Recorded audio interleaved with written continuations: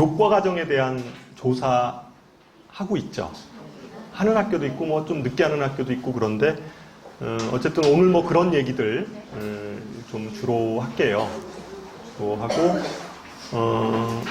오늘 제 얘기는 대략 한 1시간 정도면 끝날 것 같아요. 1시간 정도 뭐 이내에서 끝날 것 같고 그 다음에 끝나고 나면 재원생 같은 경우는 저희 담당 선생님들 다 나와 계세요. 그래서 아마 여름방학 커리큘럼에 대해서 상담 좀 받고 가시면 좋을 것 같고요. 만약에 저희 학원에 궁금하신 신규 외부 어머님 오신 분 계시면 상담받고 싶으시면 여기가 지금 2층이거든요. 이 건물 3층에 올라가면 저희 그쪽에 가면 저희 직원이 아마 안내해 드릴 거예요. 그래서 궁금하신 뭐 시간표라든가 이런 게 궁금하시면 끝나고 나서 3층으로 올라가시면 됩니다. 제가 3층 올라가서 상담을 해드리도록 하겠습니다.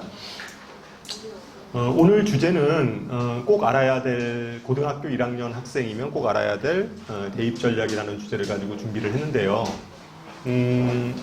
사실은 이제 고등학교 1학년 현재 고1부터가 개정된 입시에서 처음 시험을 보는 학생들이잖아요. 뭐 그 전에 뭐 굉장히 하여튼 뭐 국가교육회의 뭐 등등 말도 많았는데 어쨌든 최종 결정돼서 개정된 교육과정에서 제대로 된 처음 시험을 보는 학년이 현재 고등학교 1학년입니다. 그러다 보니까 실제 보면 좀 선례가 없어서 현재 고2 아이들하고도 조금 다르더라고요. 얘네들은 다르기 때문에 선례가 없어서 좀 그런 부분들에 대해서 제가 오늘 중점적으로 좀 말씀드리겠습니다. 일단 처음 들어가기 전에 이거는 이 표는 아마 굉장히 많이 봤을 텐데 그래도 한 번 더 좀 정리를 하고 넘어갈게요.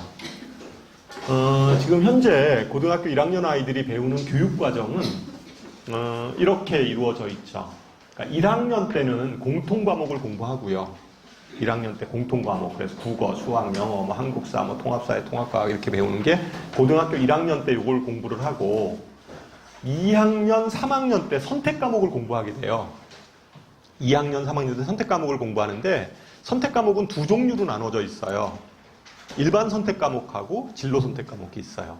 이거 용어 좀 잘 기억해 두셔야 될 거예요. 뒤에서 제가 일반 선택과목, 진로 선택과목 이런 얘기들을 할 때 어머님들이 좀 이해하실 수 있을 것 같아요. 그래서 일반 선택과목에는 이러이러한 그러니까 국어 쪽에는 합법과 작문, 독서, 언어와 매체, 문학 이게 일반 선택이고 수학은 수원, 수투, 미적분, 확률 통계 이런 네 과목이에요.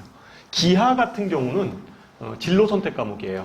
경제, 수학 이런 것들 다 진로 선택 과목입니다. 그다음에 영어도 영어 1, 영어 2, 그다음에 영어 회화 이쪽이고요. 그다음에 실용 영어 영미, 문학 읽기, 영어권 문화 이런 것들은 다 진로 선택 과목이에요. 탐구는 기본적으로 문과 아이들이 선택하는 탐구는 한국지리라든가 세계지리라든가 등등 윤리와 사상 이런 것들은 다 일반 선택 과목이고 진로 선택 과목에는 고정과 윤리, 여행지리 이런 것들이 진로 선택 과목이에요. 이과 아이들이 선택하는 선택 과목은 보통 원과목 1이 있잖아요. 물리 1, 화학 1 이쪽은 다 일반 선택 과목이고 투 과목들은 진로 선택 과목이에요. 이렇게 그래서 일반 선택하고 진로 선택 이런 식으로 나누어져 있어요. 그래서 요거는 좀 그냥 요게 1번 선택이고 요게 진로 선택이다. 요 정도는 좀 알고 계시면 되고 요게 이제 2학년, 3학년 때 공부를 하게 돼요. 요 내용을 가지고.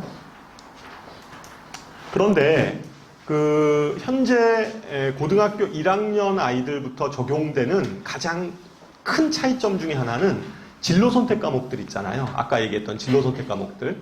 진로 선택 과목들은 다 절대 평가를 해요. 그러니까 상대 평가가 아닙니다. 그러니까 진로 선택 과목은 다 절대 평가를 한다. 그러니까 지금 예전에는 그러니까 지금 현재죠. 다른 과목들은 일반 선택 과목이라든가 이런 것들은 다 이런 등급 평가를 해요. 그래서 얘가 몇 등급이다. 그 다음에 성취도는 A다. 등급도 나오고 성취도도 나오고요. 그 다음에 평균, 그 다음에 원점수, 자기가 받은 점수, 그 다음에 표준 편차 이런 거 다 기록이 돼요. 이게 다 고등학교 성적표에선 이것이 다 기록이 되는데 진로 선택 과목은 그런 식으로 그렇게 되는 게 아니라 단위수 나와 있고 자기가 받은 점수, 그 다음에 과목 평균, 표준 편차가 안 들어가요. 표준 편차가 안 들어가면 실제 그 학교의 상황을 파악할 수가 없어요. 표준 편차가 있어야지 이 시험이 뭐 쉬웠는지 어려웠는지 이런 것들에 대해서 판정을 내릴 수가 있는데 표준 편차가 없으면 그런 걸 할 수가 없어요. 그 다음에 얘는 그러면 성취도가 A고 그 다음에 A가 뭐 몇 %였는지 이것도 이렇게 나타나는 정도예요. 실제. 그러니까 진로 선택 과목은 현재 고등학교 1학년 아이들이 진로 선택 뭐 투 과목 아까 과학 투 뭐 이런 것들 있잖아요. 이런 것들 다 진로 선택 과목에 속하기 때문에 그것은 상대 평가를 하는 게 아니라 절대 평가를 한다는 거죠. 그러니까 보통 우리가 이제 투 과목 같은 경우에 좀 이렇게 선택을 좀 많이 안 했던 이유 중에 하나가 어차피 수능 볼 것도 아니고 먼저 수능 안 보는 아이들도 많잖아요. 서울대학만 투 과목을 요구하니까. 그러니까 보통은 투 과목에 대해서 학생들이 잘 선택을 안 하죠. 그런데 앞으로는 그러지 않아도 돼요. 어차피 우리가 학생부 종합전형이나 이런 것들을 좀 생각한다면 투 과목을 선택할 수 있는 것들은 선택해야 돼요. 그리고 진로 선택 과목 뭐 기하라든가 뭐 이런 것들에 대한 어떤 그 선택에 대해서도 어차피 절대 평가로 평가하는 거니까 그냥 뭐 웬만하면 학교에서도 그냥 쉽게 출제를 할 것 같아요. 너무 어렵게 막 그 문제를 출제하거나 그러기보다는 좀 쉽게 출제를 할 경향성이 크죠. 그렇잖아요. 그 학교에서. 뭐 선생님이 자기 학교 아이들이 그래도 대학 많이 가는 게 좋은데 굳이 막 시험 문제 어렵게 내려가지고 A 비율이 막 없게 만들고 이럴지는 않을 거 아니에요. 그러니까 이건 좀 성적 부풀리기 현상이 틀림없이 나타날 거다 이렇게 좀 생각은 하고 있어요. 그래서 진로 선택 과목은 이렇게 돼요. 현재 이게 고등학교 1학년 아이들은 이렇게 되는데 현재 고등학교 2학년 아이들 있잖아요. 얘네들은 이게 과도기에 있어서 진로 선택 과목도 걔네들은 상대 평가예요. 그러니까 현재 고등학교 1학년부터만 이렇게 되는 거예요. 그러니까 현재 고등학교 2학년들도 사실은 2015 교육과정에 의해서 지금 수업을 받고 있는데 그 아이들은 진로 선택 과목이 불행하게도 상대 평가예요. 이렇게 평가를 해요. 이제 지금 얘네들부터는 그러니까 고등학교 1학년부터는 절대 평가다. 이거 꼭 좀 기억을 해둬서 이거 뭐 너무 크게 부담 갖지 않으셔도 된다. 그리고 요 수능 체계에 대해서 이것도 뭐 어머님들 많이 아실 텐데 다시 한번 좀 정리를 해볼게요. 2021 수능하고 그러니까 이건 고등학교 현재 2학년 아이들이 보는 수능이고요. 요거는 현재 고등학교 1학년 아이들이 보는 수능이에요. 그죠? 2학년 아이들이 보는 수능과 현재 1학년 아이들이 보는 수능은 똑같은 교육 과정임에도 불구하고 수능 보는 방식이 달라요. 그죠? 이게 바뀌었어요. 왜 그러냐면 이때는 과도기여가지고 1년 연장을 한 거죠. 그래서 최종 확정된 게 이게 이제 확정이 됐기 때문에 그런 현상이 벌어졌는데 일단 요거는 고등학교 2학년 아이들이 보는 현재 고등학교 2학년 아이들이 볼 수능이니까 이거는 그냥 넘어가도록 하죠. 이거는 넘어가도록 하고 요거예요. 차이점은 뭐냐면 이거하고 이거하고의 차이점은 2022 수능은 선택 과목이 생겼다는 거예요. 여기는 그냥 딱 정해져 있어요. 현재 수능처럼 딱 정해져 있는데 2022 수능은 선택 과목이 있어요. 국어도 선택 과목이 있고요. 수학도 선택 과목이 있고요. 뭐 이렇게 선택 과목이 생긴 거죠. 그게 좀 차이점이에요. 그게 좀 차이점이고 그 다음에 탐구 영역에 있어서는 그냥 학생들이 문과, 이과의 구분 없이 자기가 뭐 보통은 예전 수능은 이과 아이들은 과학에서 2과목을 선택하고 그죠? 문과에서는 사탐 과목에서 2과목을 선택했는데 2022 수능에서는 또 다른 점이 뭐예요? 뭐 그냥 자기가 아무거나 2개 선택을 하면 돼요. 뭐 사탐하고 과탐 이렇게 선택을 할 수도 있어요. 물론 그렇게 선택을 하면 갈 수 있는 허용하는 대학들이 많지는 않아요. 그러니까 상위권 대학은 그런 걸 요구하지 않기 때문에 어쩔 수 없이 이제 뭐 예전처럼 보긴 할 텐데 그래도 어쨌든 현재 취지는 뭐 예를 들면 지방에 있는 뭐 중하위권 대학들이라든가 뭐 이런 데는 아마 탐구 영역에 대해서도 꼭 뭐 이과는 과학을, 문과는 뭐 사탐을 이걸 요구하지 않을 것 같아요. 그냥 무조건 2개 중에 그러니까 2개를 선택하면 그냥 다 인정해주는 이런 학교들도 꽤 있을 거라는 거죠. 그런 측면에서 봤을 때 이게 수능 자체가 이제 선택 과목으로 다 바뀌어버린 거예요. 여기서 음영 처리되어 있는 부분들 이 부분하고 영어하고 그 다음에 제2외국어 있잖아요. 요거는 다 절대평가예요. 상대평가가 아니라 절대평가. 예를 들어서 뭐 90점 넘으면 뭐 1등급 이런 식으로 이렇게 등급이 되어져 있는 거죠. 요 수능 체계에 대해서 한 번 더 이렇게 우리가 정리를 해야 될 대목은 뭐냐면, 그러면 이렇게 선택 과목, 이건 공통이고, 독서하고 문학은 공통이고, 여기 화작이나 언어와 매체 중에서 하나를 선택하게 돼 있잖아요. 그러면 이게 성적표 처리가 화작을 선택한 아이와 언어와 매체를 선택한 아이를 분리해서 그러면 그 아이의 등급이 나오냐, 이런 거예요. 예를 들면 수학 같은 경우도 수1과 수2는 공통이잖아요. 문과건 이과건, 그러니까 뭐 상관없이 이제 이건 지금 다 이렇게 수1, 수2는 공통이고, 확통, 미적분, 기하 중에 하나를 선택하는 거잖아요. 그러면 그 선택 과목에 따라서 아이들이 등급을 다 나눠서 이렇게 하는 거냐? 그렇지 않다는 거죠. 그렇지 않아요. 그냥 성적표는 하나예요. 그리고 얘가 선택한 과목만 거기 명시가 돼 있을 뿐이에요. 성적은 다 같이 그냥 합산합니다. 그러면 그 현재 이거에 대한 구체적인 기준이 나와 있진 않아요. 세부 지침이 나와 있진 않은데 대략 안으로 나와 있는 건 어떻게 지금 이걸 성적 산출을 한다는 거냐면, 공통 과목을 예를 들어서 75점, 그 다음에 선택 과목은 25점 이렇게 선택을 해서 그렇게 해서 합산을 해서 100점을 만드는 거예요. 어떤 걸 선택했건 간에. 그러면 선택 과목이 전체 성적에 그 미치는 영향 자체가 굉장히 적어지잖아요. 그렇잖아요. 유불리 자체가 무엇을 선택했느냐에 따라서 유불리 자체가 좀 이렇게 같이 합산을 해서 하는 거예요. 물론 약간의 차이는 있겠지만 그 정도는 감안할 수 있다는 거죠. 그래서 성적은 선택 과목이 무엇이건 간에 다 하나로 그냥 처리가 됩니다. 그러니까 뭐 기하를 선택한 아이건 확률 통계를 선택한 아이건 그냥 하나로 줄 세우기를 하는 거예요. 줄 세우기를 하나로 합니다. 그냥 하나로 줄 세우기를 한다는 거죠. 그렇게 생각해 보면 이 선택 과목이 어렵게 출제가 될까요? 쉽게 출제가 될까요? 쉽게 출제될 수밖에 없어요. 왜냐하면 이게 어느 과목은 선택 과목을 했는데 어느 거는 되게 어렵고 어느 건 쉽고 이러면 유불리가 발생할 수 있잖아요.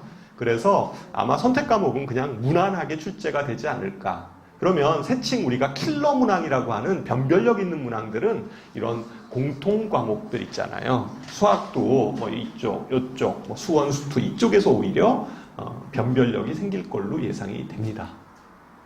이렇게 우리가 정리를 할 수가 있죠. 그리고 선택 과목에 있어서, 수능의 선택 과목에 있어서 이거 아무렇게나 선택할 수 있다고 그랬잖아요. 사회 9과목, 그 다음에 과학 8과목, 1, 2 중에서 그냥 자기가 자기 진로에 맞게 그냥 수능을 선택할 수 있다고 했는데, 상위권 대학은 발표를 했어요. 상위권 대학은 아예 어떻게 발표를 했냐면, 상위권 대학들은 서울대는 여전히 2과목을 봐야 돼요. 그러니까 과학 같은 경우에 2과목, 그러니까 2과목을 봐야 돼요. 그러니까 서로 다른 과목으로 이렇게 뭐 예를 들면 물리 1, 뭐 화학 2 이런 식으로 이렇게 보게 돼 있어요. 그러니까 서울대는 아예 딱 규정을 했고요. 나머지 대학들은 자연계 쪽을 오려면 과학 중에서 서로 다른 2과목을 선택해야 된다, 이렇게 규정을 해버렸어요. 그러니까 예를 들어서 사회 과목 2개를 봐가지고 서울에 있는 상위권 대학을 지원할 수는 없어요. 자연계 쪽에 지원할 수는 없어요. 그러니까 자연계 쪽을 가려면 무조건 상위권 대학을 가려면 과학 중에서 2개를 선택해야 돼요. 서울대는 반드시 2과목이 들어가야 되고요. 그리고 수학 같은 경우도 마찬가지인데, 수학도 요 선택 과목에서 상위권 이공계 쪽, 그러니까 자연계 쪽 대학들은, 상위권 자연계 대학들은 무조건 미적분하고 기하 둘 중에 하나를 선택해야 된다. 만약에 그걸 선택하지 않으면 우리 대학을 지원할 수 없다, 이렇게 발표를 했어요. 그럼 나머지 대학들은 어떠냐? 나머지 대학들은 상관없어요. 이과라 하더라도 뭐 확률 통계를 선택해도 상관없어요. 그러니까 뭐 중하위권 대학들은 이것에 대한 규정이 없습니다. 그래서 어쨌든 상위권 대학들은 이것에 대한 규정을 여기서 학생들이 선택하게 만들어 놨는데 벌써 가이드라인을 제시한 거죠. 우리 대학에 오려면 수학 같은 경우, 자연계에는, 인문계는 그런 거 없어요. 인문계는 뭘 선택하건 상관없는데, 자연계 쪽 학생은 미적분하고 기하를 선택해야 된다, 이렇게 했죠. 이거는 너무나 당연한 이유가 예전에도 이런 제도가 비슷한 게 있었다고 그랬잖아요. 예전에도 있었어요. 이거 있었는데 학생들이 미적분이 좀 복잡하다고 생각을 해서 많은 학생들이 확률 통계를 막 선택을 한 거예요. 확률 통계를 선택하다 보니까 애들이 서울대 가는 아이들도 미적분을 안 한 거예요, 애들이. 그러니까 심화 미적분을 안 해버린 거예요. 그래가지고 어떤 일이 발생을 했냐면 서울대학교에서 2월달 합격자들 대상으로 해서 한 달 동안 미적분, 이과 미적분 특강을 열었어요. 그런 일이 그런 일이 있었어요. 그러니까 들어오면 그 공업 수학 이런 걸 해야 되는데, 그리고 어쨌든 뭐 교양 수학을 하더라도 최소한 이 미적분을 해야 되는데, 이과 미적분이 안 되니까 그런 일이 생겼죠. 그러니까 그런 것들을 방지하기 위해서 이번에는 이제 상위권 대학들은 아예 규정을 정해버린 거예요. 그런 것들을 어쨌든 했죠. 그래서 상위권 대학을 가려면 뭐 이렇게 아무거나 막 선택할 수 없어요. 인문계는 상관없어요. 인문계는 뭐 기하를 선택하건 미적분을 선택하건 아무 상관없어요. 확률 통계를 상관없어요. 여기도 마찬가지예요. 탐구 영역도 마찬가지로 특별한 규정들이 없습니다. 인문계인데 나는 뭐 과학 2개를 선택할 거야. 괜찮습니다. 괜찮은데 자연계는 그게 허용이 되지 않습니다. 그러니까 그거는 좀 이렇게 참고 삼아 알아두시면 될 것 같고.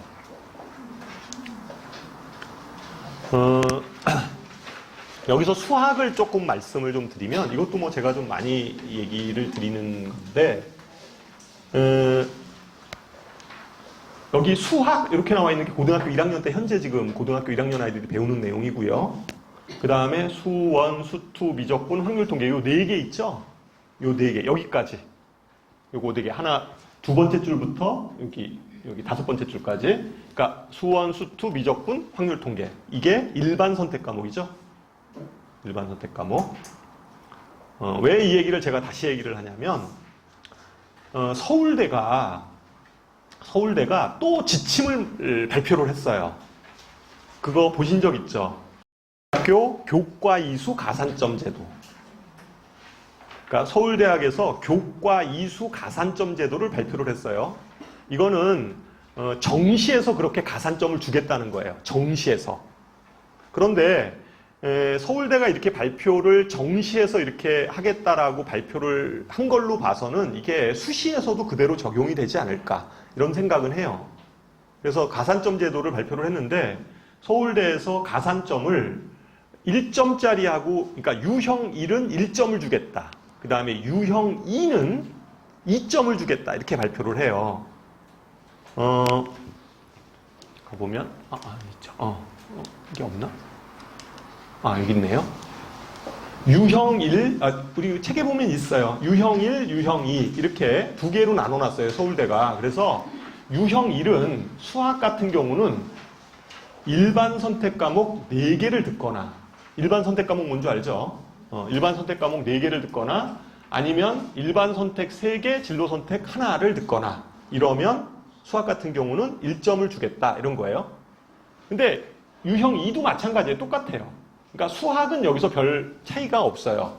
그러니까 수학은 유형 1이건 유형 2건 일반 선택 4개를 듣거나 또는 일반 선택 3개, 진로 선택 1를 들으면 1점짜리건 2점짜리건 똑같이 이건 들어야 돼요. 이 사실이 대단히 중요한 얘기예요. 서울대학이 이렇게 발표해버리니까 어떤 현상이 지금 현재 고등학교 1학년에서 벌어지고 있냐면요. 맨 처음에는 5개를 다 가리킬 생각을 했어요. 이과 아이들은. 그런데 서울대가 이렇게 딱 발표를 해버리니까 일반 선택 과목을 굳이 4개를 다 할 필요가 없다고 생각을 한 거예요. 그러니까 주로 앞에 걸로 좀 접근하기보다는 뒤에 걸로 접근을 하는 거예요. 학교에서. 그러니까 일반 선택 3개를 하고 그 다음에 진로 선택 1를 가리키면 된다는 얘기네. 이렇게 이제 그 신호가 왔다라고 생각을 하는 거예요. 그래서 다시 앞으로 가면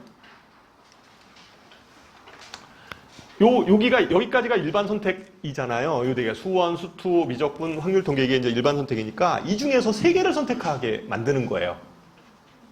그 학업 계획서에 이렇게 요 학교에서 지금 이거를 계획을 하고 있어요. 이거 4개 중에서 3개만 가리키자. 문과건 이과건.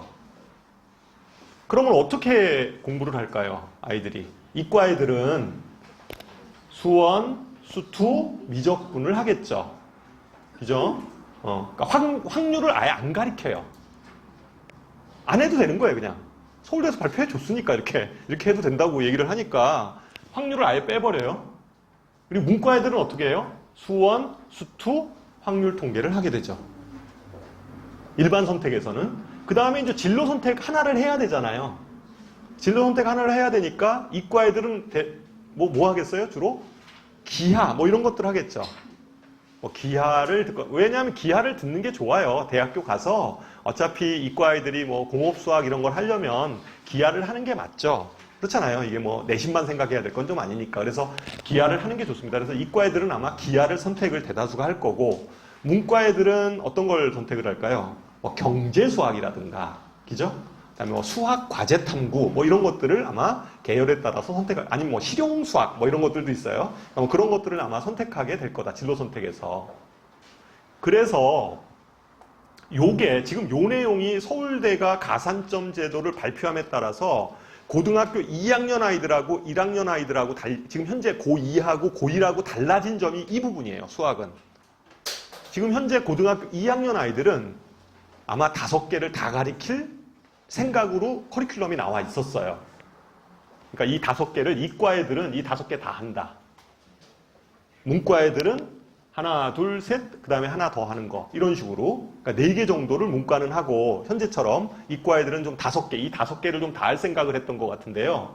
근데, 현재 고1부터는 아마 이과 애들은 확률 통계를 안 해도 되는, 안 해도 되는. 이과 아이들은. 물론 선택할 수도 있죠. 근데 안 해도 되는. 안 해도 서울대학에서 2점짜리를, 2점을, 가산점을 받는데, 근데 그러면, 우리 아이는 서울대 갈 아이가 아닌데 이거 지금 왜 얘기해요? 라고 얘기를 하지만, 그거는 자기 아이가 서울대를 가냐 안 가냐가 중요한 게 아니라, 각 고등학교에서 커리큘럼을 짤 때, 당연히 서울대 가야 될 아이를, 그렇잖아요. 걔가 2점을 받을 수 있는데 1점짜리로 짜주진 않을 거 아니에요. 그렇게 커리큘럼을 짜지는 않으니까. 그러니까 당연히 서울대가 발표한 그 기준에 맞춰서 그 학업 계획서가 나오겠죠. 그래서 어쨌든 현재 추세는 그렇게 갈 것 같아요. 그래서 현재 어디죠? 어디더라? 대진고등학교, 여기 대진고 어머님 계시죠?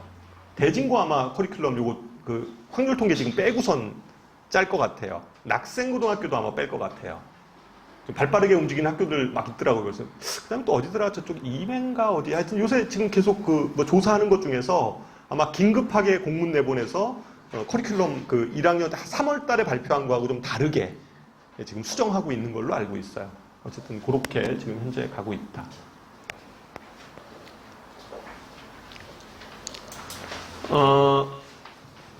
이거는 현재 고등학교 2학년 아이들이 현재 고등학교 2학년이 진도 나가는 패턴이에요.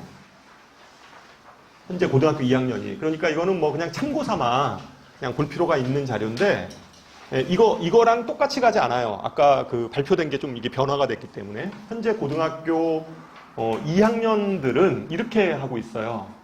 수원, 수투만 가리키는 학교가 있어요. 2학년 때. 확률 통계도 안 해요. 뭐 기하도 안 가리켜요. 그러니까 얘네들은 어떨 거냐면 3학년 때 가서 나머지를 막 다 시킬 생각인 것 같은데, 제가 보기에는 정교권 아이는 굉장히 힘들어질 것 같아요. 어차피 그 정교권이 아닌 아이들은 굳이 뭐 내신 부분에서 뭐 어떤 걸 선택하건 별로 상관이 없어서 그냥 수능 과목만 필요한 것만 딱 들으면 될 것 같은데, 그죠? 수능 과목만 들어야 되는데, 그렇지 않죠. 여기 지금 얘네를 수원수투 했으면 확통하고 미적분이 남아있어서 이과 애들이 굉장히 이제 버거워요. 근데 어쨌든 지금 이렇게 하는 학교가 있어요. 한솔고, 운중고, 순회고, 서영고. 수원수투만 나가요. 2학년 때. 3학년 때 그러니까 아까 그 남은 거를 다 해야 되잖아요. 2학년이지만. 수능 과목을 다 해야 되니까 굉장히 힘들죠. 문이과 모두 수원수투 확통 나가는 학교가 있어요. 대부분의 학교는 현재 지금 이렇게 나가고 있어요. 대부분이 2학년들 학교들은 다 이렇게 나가요. 근데 세 번째 모델은 요 모델이에요. 수원, 수투, 기하 이렇게 나가는 문제. 요거는. 그러면 이렇게 되면 요 패턴하고 요 패턴은 차이점이 뭐냐면 요 패턴은 지금 요 패턴 있죠. 수원, 수투 확통 나가는 패턴은 현재 고등학교 2학년 얘기하는 거예요. 제가 1학년 얘기 아닙니다. 이거 2학년 요 패턴은 문과 애들이 굉장히 좀 뻐거워요. 3개 해야 되잖아요. 다. 문과 애들이 좀 뻐겁고 요 패턴은 수원, 수투, 기하를 하니까 문과 애들은 기하를 안 듣잖아요. 이과 애들만 들으니까 요 패턴은 좀 합리적인 패턴이에요, 사실은. 이과 애들만 3개 듣고 문과 애들은 수원, 수투만 듣고. 그러니까 요거나 똑같은 거거든요, 지금. 그러니까 이과 애들은 요거 듣고 문과 애들은 요거 듣는 이런 식의 좀 합리적인 패턴인데 대부분의 지금 학교들은 좀 요 패턴을 많이 따라요. 지금 현재 이게 고등학교 2학년 상황이에요. 그런데 1학년들은 제가 예상컨대는 요 모델이 많을 것 같아요.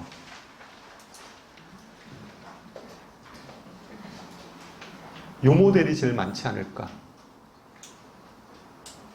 그리고 이 모델이 가장 합리적이지 않을까 이렇게 생각을 해요. 왜냐하면 이과 가는 아이들은 기하를 미리 들어놓는 거예요. 2학년 때. 그리고 요거는 진로 선택 과목이잖아요. 그러니까 성취평가니까 크게 부담이 되는 과목도 아니에요. 그리고 문과 애들은 이거 안 들을 거 아니에요. 문과 애들은 기하 안 들으니까 그냥 수원 수투만 하게 되는 거죠. 그리고 3학년 가서 이과 애들은 확통을 안 하니까 그냥 미적분만 하면 되고요. 문과 애들은 확통을 하면 되는 거고요. 3학년 때. 이게 가장 합리적인 모델이 아닐까 이렇게 생각이 들어요. 근데 학교에 따라서 이렇게 하려고 하는 학교들도 모르겠어요.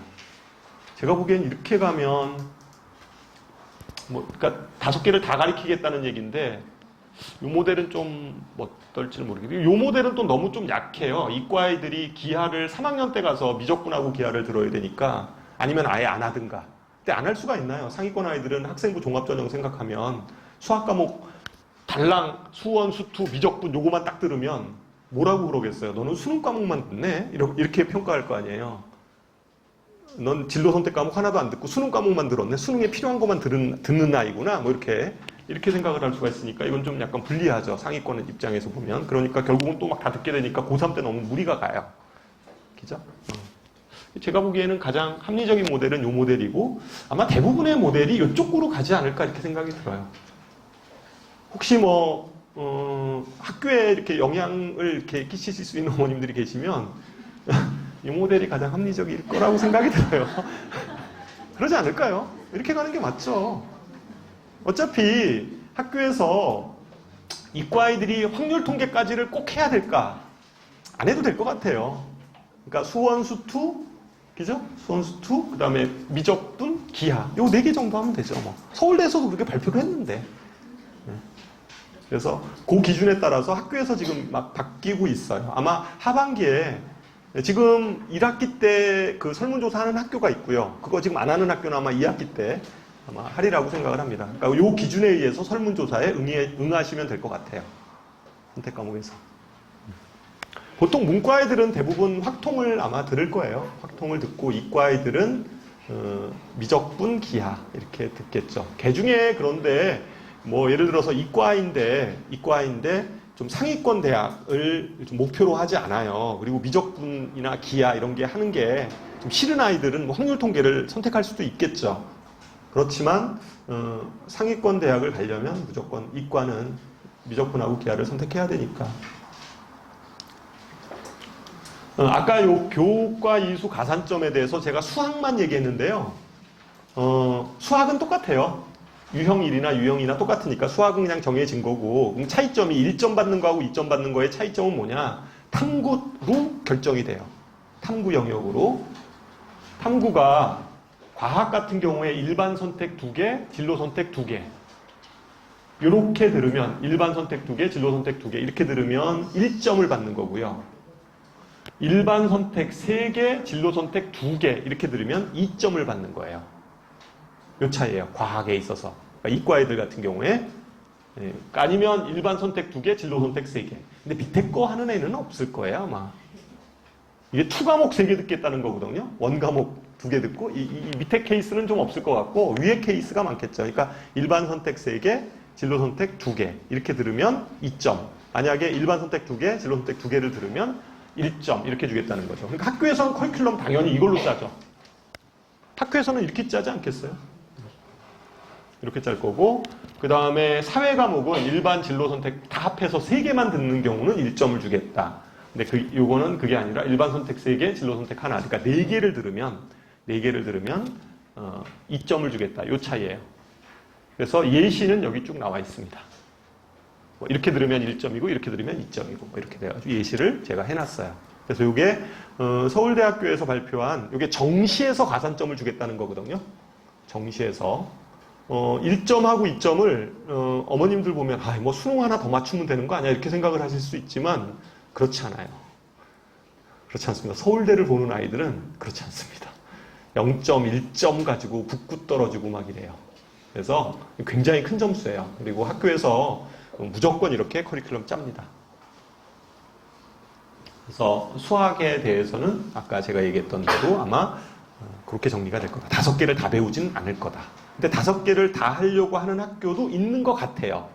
현재까지 조사한 바로는 그런 것 같은데 제가 보기에는 그렇게 짜는 건 별로 합리적이지 않을 것 같아요. 애들이 물론 뭐 5개를 다 해서 잘하면 좋겠지만 굳이 뭐 상대평가하는 거를 그렇게 많이 그 다음에 뭐 서울대 실적은 어머님들이 1학년들은 좀 이렇게 좀 잘 정보가 안 올 수 있는데 지금 요게 2019학년도 그러니까 작년이죠. 작년 서울대 실적이에요. 학교 분위기를 좀 볼 수가 있는데 낙생고가 16명 같고요. 늘푸른이 6명. 그 뭐 수시 정시 다 합해서요. 물론 재수생 다 포함합니다. 그 다음에 대진고 11명. 뭐 이렇게 쭉 있어요. 이렇게 쭉 보면. 있는데 작년에 좀 특이점은 분당에서 서울대 의대를 7명을 갔어요. 낙생고가 3명. 그 다음에 분당고 1명, 분당 대진고 1명, 중앙고 1명, 불곡고 1명 이렇게 간 것 같아요. 그 다음에 서울대 치대를 1명 갔어요. 이제 순회고에서 1명. 그래서 총 서울대 의치대 간 게 8명이에요. 분당 지역은 전체적으로 보면 내신 이 분당 지역의 학생들은 학생부 종합전형이 늘어나는 게 좋아요? 정시가 늘어나는 게 좋아요? 정시가 늘어나는 게 좋아요. 그러니까 정시가 늘어나는 게 훨씬 유리한 지역이에요. 왜냐하면 내신 따기 힘드니까 이 지역은.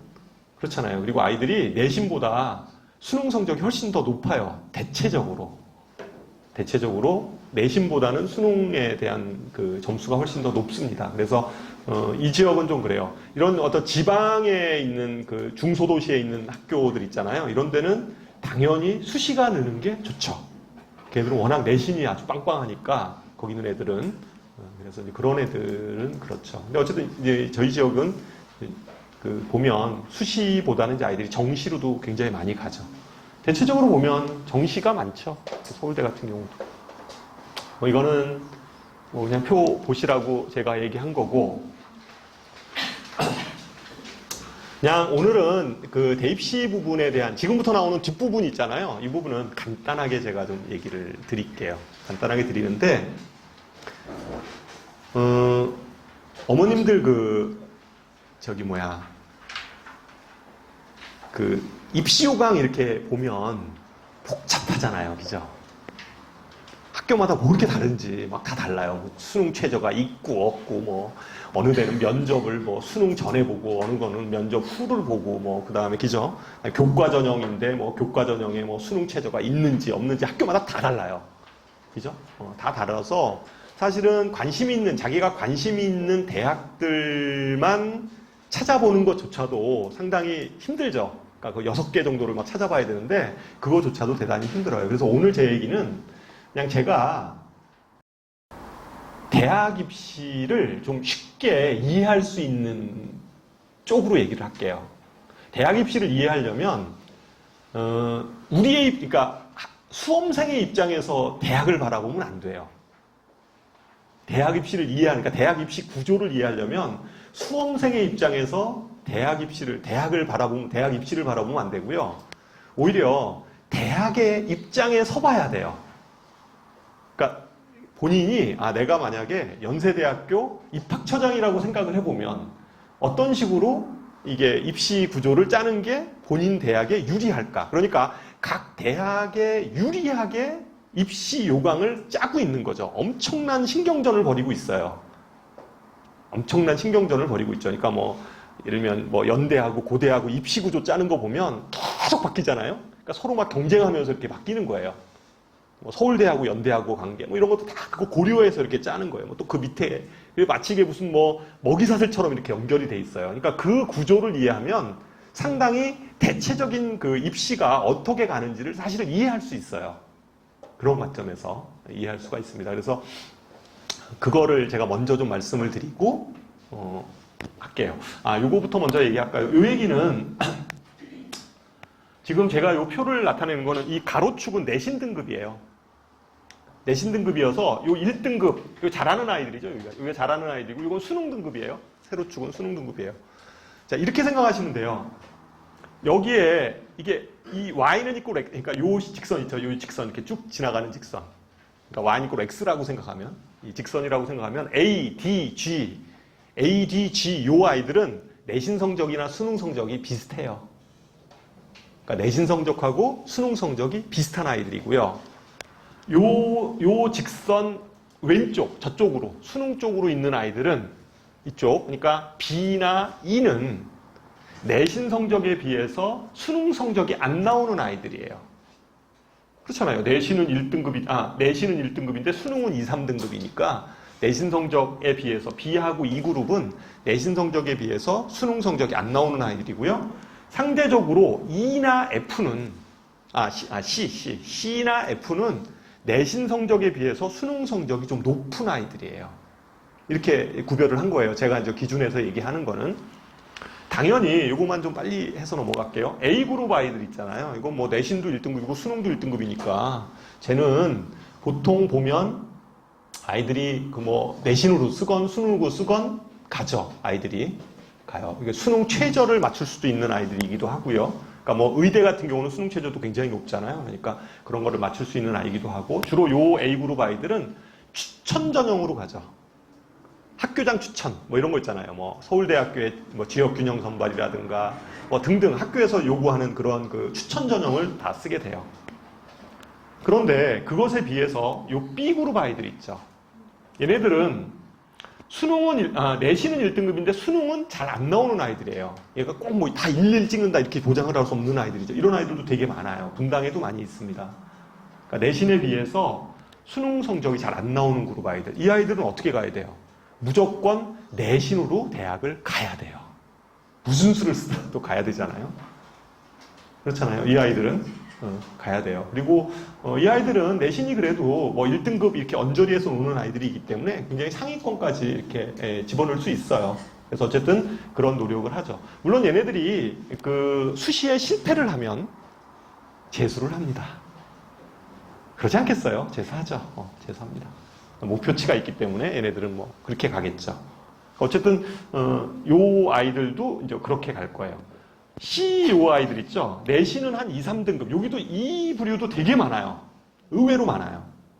내신은 한 2, 3등급 돼요. 2등급 2등급 한 중반 2, 3등급 되는데 수능은 1등급 나와요. 수능은 1등급하고 2등급 막 섞여 있는 요런 아이들 있잖아요.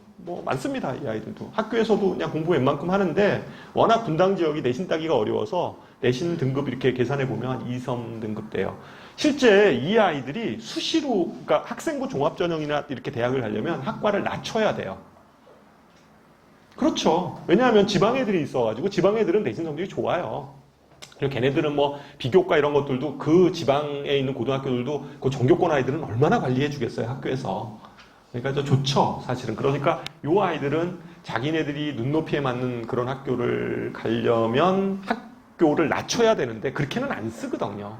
그러니까 요 아이들은 다 수능으로 쓰죠. 그냥 수능으로 쓰고 수시는 뭐를 써요? 논술이죠. 그러니까 논술로 6개 다 채워버려요, 그냥. 그리고 그냥 수능 시험 봐서 대학 들어가겠다 이런 생각 하겠죠. 요 아이들. 요 D그룹 아이들 있죠. D그룹 아이들은 수능도 2등급 때 분당해서 그 다음에 내신도 그러니까 2, 3등급 때 그 다음에 수능도 2, 3등급 때 내신도 한 뭐 2등급하고 3등급 사이. 요 정도 되면 요 D그룹 아이들은 보통 뭐 수능을 좀 더 높이려고 노력은 하죠, 아이들이. 근데 요 아이들은 내신하고 수능이 좀 비슷해요. 그런데 요 아이들 중에서 그러니까 요 D, E 한꺼번에 설명할게요. 요 아이들은 아마 뭐 내신도 이렇게 일부 좀 집어넣고요. 그러니까 만약에 수능이 진짜 좀 자신이 없으면 내신에다가 좀 이렇게 수능 최저들 있는 그런 전형들이 있어요. 서울 쪽에. 그러니까 내신이면서 수능 최저가 있는 전형들이 있잖아요. 그러니까 내신 들어가고 그다음에 수능 최저도 있는 뭐 종합 전형이나 교과 전형 이런 것들이 있어요. 그러니까 이런 쪽을 얘네들이 쓰죠.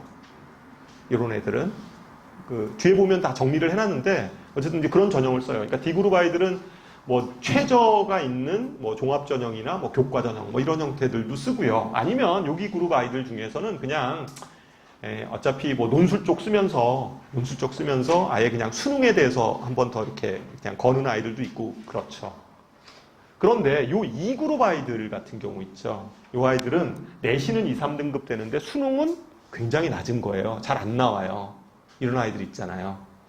그러니까 내신은 뭐 한 2, 3등급 되는데 수능은 막 3, 4 뜨고 이러는 아이들. 그런 아이들. 우리 지역 같은 경우에 그렇게, 이 지역은 그렇게 많지는 않은데 이런 뭐 좀 약간 서울 뭐 강북이나 이런 데 가면 그런 애들 되게 많아요.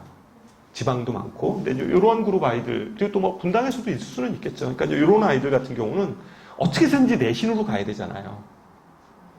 내신으로 무조건 가야 돼요. 내신으로 가야 되기 때문에 여기 아이들 같은 경우들도 내신으로 가려면 학교를 좀 낮춰야죠. 학교를 낮춰야 돼요. 낮추고 대신에 요 아이들 같은 경우에 좀 최저 기준이 아주 높지 않은, 그러니까 보통 보면 한 중하위권 대학들 있잖아요. 서울 쪽에서도 중하위권 대학들에 보면 최저가 있어요. 이렇게 최저가 있으면서 학생부 들어가는 이런 전형들이 있어요. 그러니까 최저가 아주 높진 않아요. 뭐 예를 들어서 뭐 두 개 합해서 7 뭐 이런 데 있어요. 그러니까 그런 쪽을 좀 노리는 게 좋죠. 이런 아이들.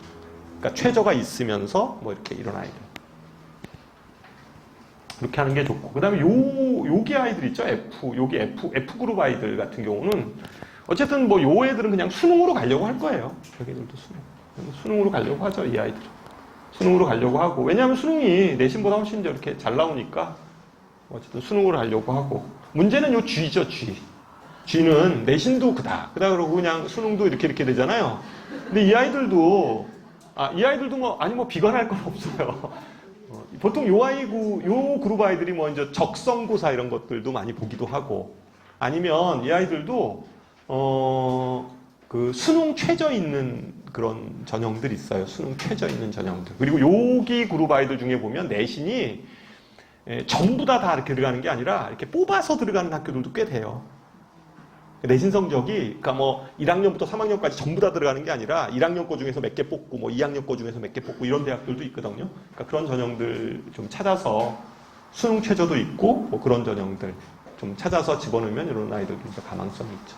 근데 어쨌든 간에 보면, 그러니까 이제 학생부를 살려야 될 거냐. 그러니까 수능이 강하면 학생부 그냥 무시하고 수능 시험 보면 되는 거죠. 정시로 가면 되는데, 수능, 내신도 어정쩡하고 수능도 어정쩡하고 이게 제일 문제잖아요.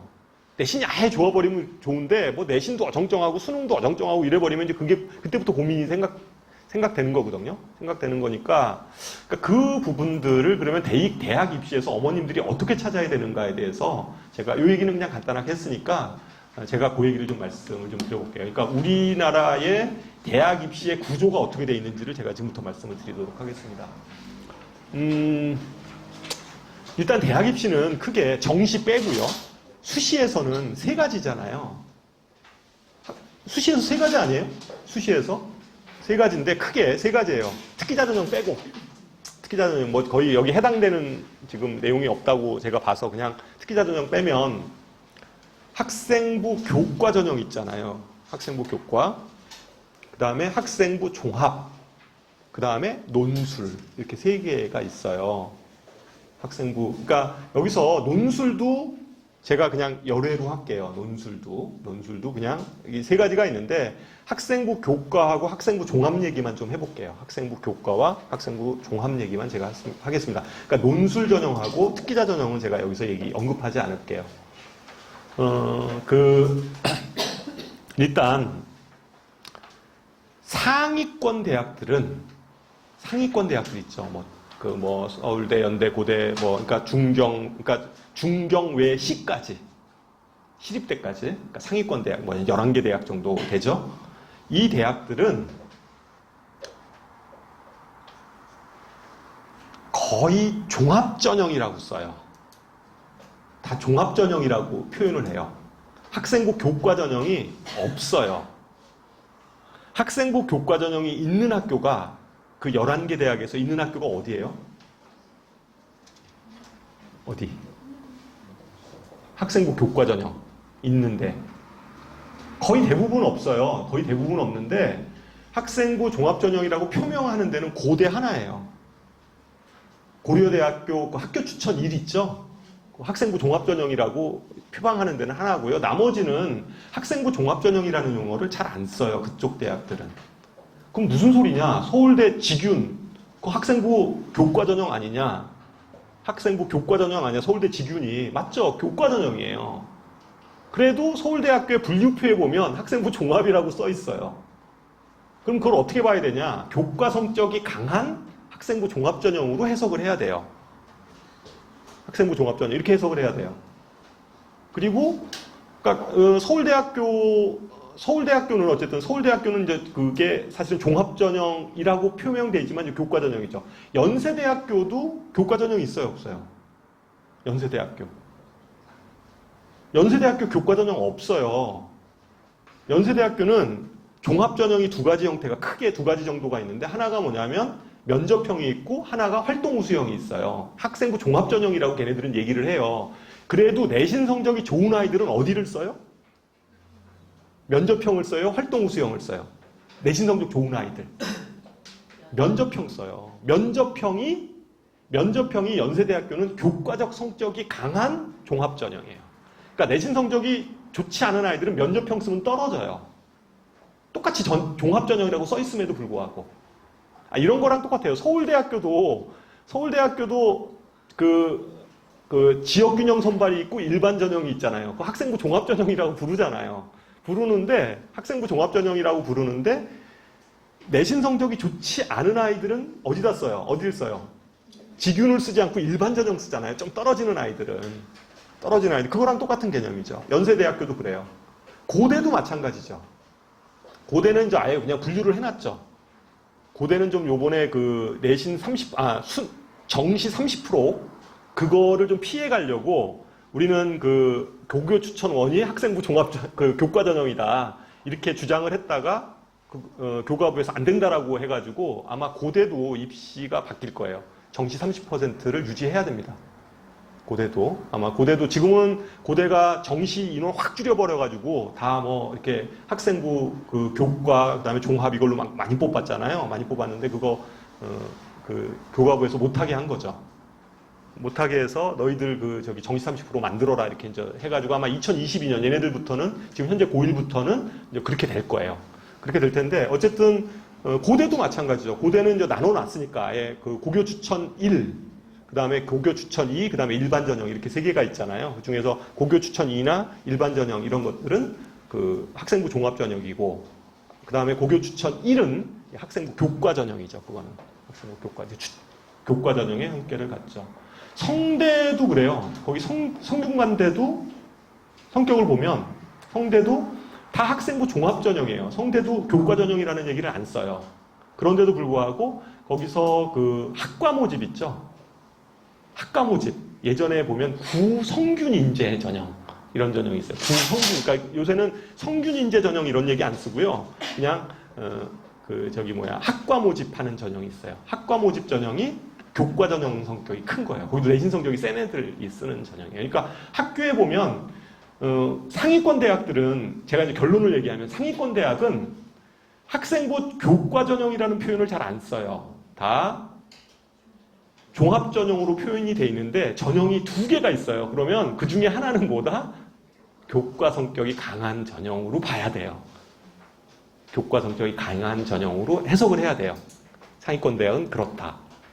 그리고 상위권 대학은 보통 교과 전형의 성격이 강한 상위권 대학에 있어서 교과 전형의 성격이 강한 거는 주로 추천 전형으로 아예 외화시켜 놨어요. 추천 전형, 뭐 이화여대라든가 경희대라든가 뭐 중앙대라든가 이런 데 보면요. 아예 학교에서 추천을 받아서 학생을 선발하는 이런 그 추천 전형의 성격들이 강해요. 그런 것들이 이제 다 내용은 그쪽에서도 다 이게 뭐 종합 전형이라고 표현을 해요. 왜냐하면 교과만 보지 않는다는 거죠. 전체적으로 다 보겠다라는 거니까. 상위권 대학은 기본적으로는 교과만 딱 보는 그렇지는 않아요. 그럼에도 불구하고 교과 성격이 강한 전형들이 분명히 있다. 그러니까 그걸 구별하시면 돼요.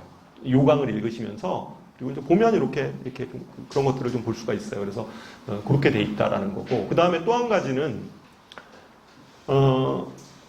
최저 기준 유무예요. 최저 기준. 최저 기준이 그러면 있냐 없냐.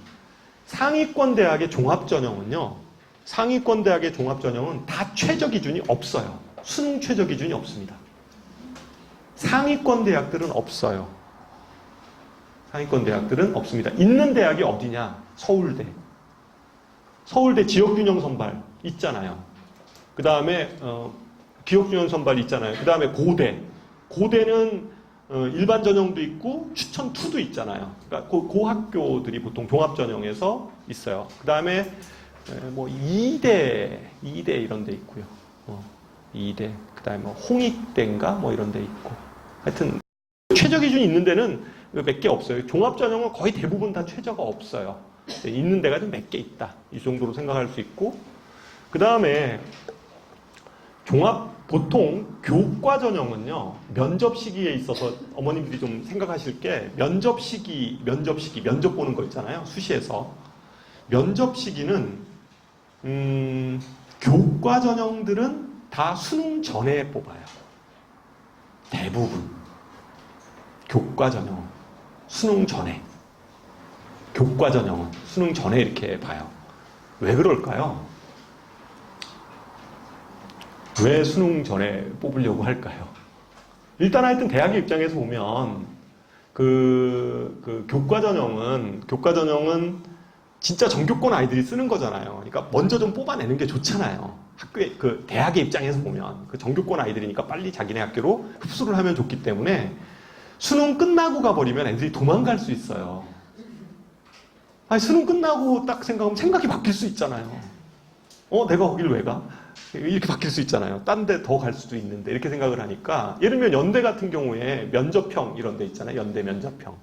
연대 면접평은 활동 수용하고 면접평이 있다고 그랬잖아요. 면접평은 교과 전형적 성격이 강해요. 그러다 보니까 수능 전에 봐요. 어떤 아이들을 뽑기 위해서 그런 거예요? 서울대. 서울대 쓰려고 하는 아이들이 서울대도 물론 쓰지만 연대도 이렇게 하나 걸친다고요.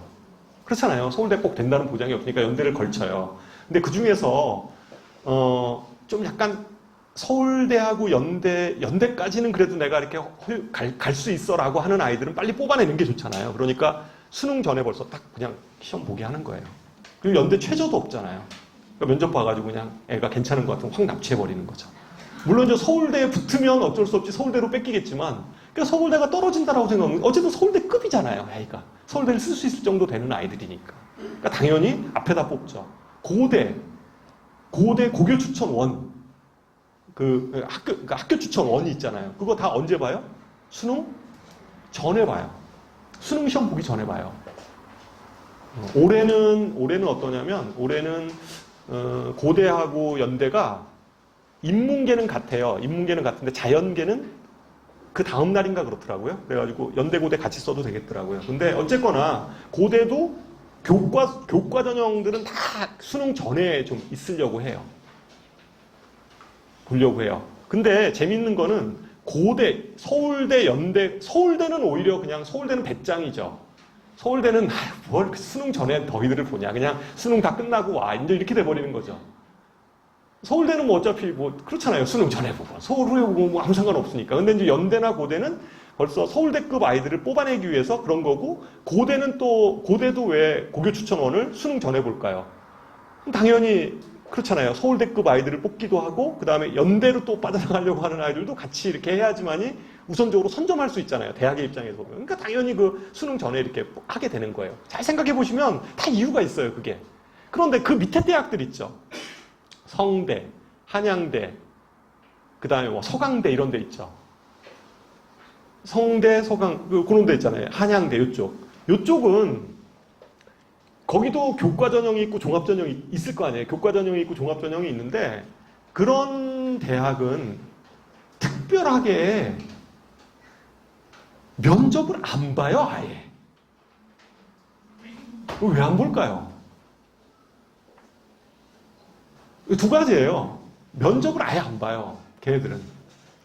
그러니까 교과 전형적 성격이 강해도, 그러니까 그게 교과 전형 성격이건 그게 종합 전형의 성격이건 간에 면접 자체를 안 봐요. 왜냐하면 이런 거죠.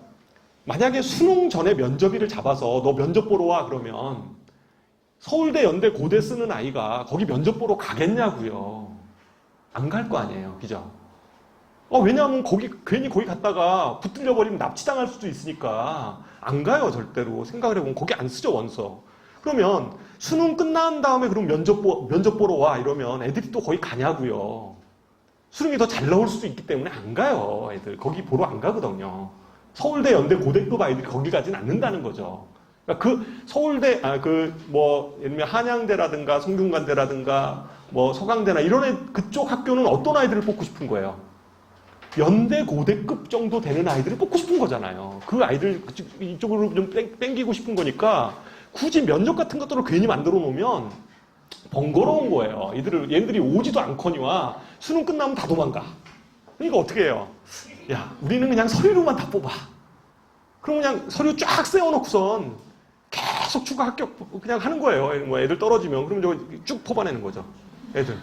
면접도 보면 알잖아요. 학생 기록부 딱 보면 뭐 뻔히 다 얘가 어떤 애인지 번이 나타나니까 쫙 해가지고 그냥 뽑는 거야, 이게 계속. 그러니까 그런 데가 막 추가 합격 그 수시에서 추가 합격 그 충원율이라고 그러잖아요. 충원율 같은 경우 보면 막 200% 이렇게 나오잖아요. 200%라고 하면 원래 100명 뽑는다는 거를 300등까지 뽑는다는 거예요. 200%, 그러니까 충원율 200% 그러면 원래 예를 들면 100명 뽑는 거예요, 정원이. 그럼 300등까지가 붙는다는 얘기거든요. 그러니까 그런 식으로 뽑아내는 거죠. 그러니까 그 학교의 입장에서 보면 당연히 그러니까 안 보는 거예요. 그러니까 면접이 없어요, 그런 학교는. 수능 전이건 후건 이런 게 없어요. 특수한 학과들 있죠. 특수한 학과들. 예를 들면 성대 같은 경우에 어떤 거냐면 학과 모집 중에서 의대 면접 봐요. 뭐 수학교육과 이런 데 면접 봐요. 뭐 그런 몇 개 학교들 있잖아요. 이런 데는 이제 성대 같은 데서도 봐요. 그러니까 좀 그런 학교는 이제 애들이 오고 싶어 하는 과니까 그런 데는 보고 나머지는 안 봐요. 근데 또 그 바로 밑에 학교들 있잖아요. 경희대. 그러니까 이게 피라미드 구조니까 뭐 그다음에 중항대, 경희대 뭐 이런 데 있잖아요. 이런 그룹들은 또 면접을 봐요. 거긴 또 면접을 봐요. 왜 볼까요? 어정쩡하는 애들 괜히 와가지고 걸러내야 되거든요. 또 봐요. 거긴 또 봐요. 그 구조가 그렇게 돼 있어요. 거긴 또 봐요. 일부. 거기 보면 뭐 중앙대 같은 경우에 보면 학교장 추천 전형이나 뭐 이런 것들이 있어요. 그러면 학교에서 중앙대를 쓰는 학교장 추천을 받아서 중앙대를 쓰는 학생이에요. 학교에서 그러면 우리가 상식적으로 생각할 때 상위권 아이가 거기를 쓰진 않을 거 아니에요. 중앙대 나 추천받아가지고 거기다 내가 써 이러진 않을 거 아니에요. 그럼 그 학교 입장에서 보면 분명히 좀 검증을 해야 되는 아이들인 거죠. 그러니까 면접을 보는 거예요. 거기 또 면접을 봐요. 거기 면접을 보는데 꼭 또 그 밑에 있는 대학들 있죠. 그러니까 뭐 중앙대, 경희대, 뭐 그다음에 뭐 시립대 이런 데는 또 면접을 보고요. 또 그 바로 밑에 대학들 있죠. 거긴 또 면접을 안 봐요. 뭐 수능 최저가 있고 막 이래요. 이제 이렇게 되고. 이게 다 이게 그냥 모기사슬처럼 이렇게 굴러져 있는 거죠. 그러니까 이게 복잡한 게 아니라 우리의 입장에서 자꾸만 이 입시 요강이 어떻게 됐지? 내가 필요한 게 뭐지? 이렇게 보지 말고 각 대학의 입장을 그쪽의 입장에서 한번 생각을 해보면 입시 구조는 간단해요. 사실은. 그냥 그런 상식적인 입장에서 생각을 해보면 여기에 나와 있는 뭐 이건 별로 필요 없고 여기 뭐 최저 기준이 있고 뭐 이런 것들 있잖아요. 여기 보면 뭐 수능 전에 면접을 보고 이런 것들이 다 보여요. 이제 아, 이 대학은 이랬겠구나. 아까 제가 얘기했던 이런 그 대학의 그 어떤 서열 구조를 가지고 보면 충분히 다 이렇게 아, 그래서 이렇게 뽑는구나 얘네들이. 그러니까 우리나라 그 대학 서열 구조에 따라서 이렇게 되는 거죠. 구조 자체가. 그렇습니다. 그래서 다시 얘기하면 특히 뭐 상위권 아이들은 별로 문제가 없어요. 상위권 아이들은 문제가 없는데 제일 좀 문제가 좀 되는 아이들이 요런 아이들 잘 써야 되죠. 이 그룹 아이들. 여기 애들 있잖아요. 뭐 C나 F 이런 애들은 어차피 수능 봐서 가는 아이들이에요. 대학 아마 수능 시험 봐서 정시로 봐서 갈 건데 여기 E 애들, 그 다음에 D 중에서 일부 요쪽 아이들 있죠. 요 아이들이 그렇고 그 다음에 B 여기도 좀 그렇죠. 그러니까 수능 성적이 내신 성적보다 조금 내신 성적은 좋은데 수능 성적이 좀 안 나오는 아이들, 요런 아이들 같은 경우에 전략을 좀 어떻게 써야 될까? 여기가 좀 문제고 나머지 A나 뭐 요쪽은 별로 문제가 이건 어차피 애들 정시로 갈 거예요. 정시로 가는 아이들이어서 아마 그렇게 될 거다. 그래서 나머지 그 뒤에 그 얘기를 제가 일렬적으로 쭉 얘기를 하는 거는 별로 좀 무의미할 것 같고, 그러니까 제가 얘기했던 기준을 가지고 표들을 한번 쭉 읽어보면 아, 뭐 그래서 아마 이 대학에서 이렇게 되지 않을까 이렇게 생각을 할 수 있습니다. 그래서 제가 오늘 얘기는 여기까지 하도록 하고 뭐 나머지 그 뭐 상담이나 이런 것들은 담임 선생님하고 하시기 바랍니다. 감사합니다.